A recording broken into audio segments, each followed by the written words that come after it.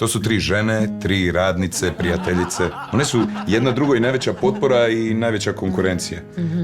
I u slučaju tvornice samo jedna sutra trebala dobiti otkaz, a u slučaju scenarija samo jedna glavnu ulogu.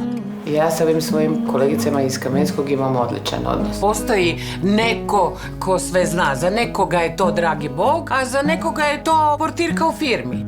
Koja portirka? Pa naša portirka u Kamenskom. Pa što si ti pomislila? Ja sam pomislila točno ono što si ti htjela da ja mislim. Ja ne bježim.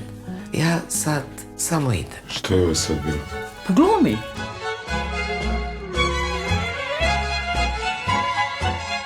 Si dobro?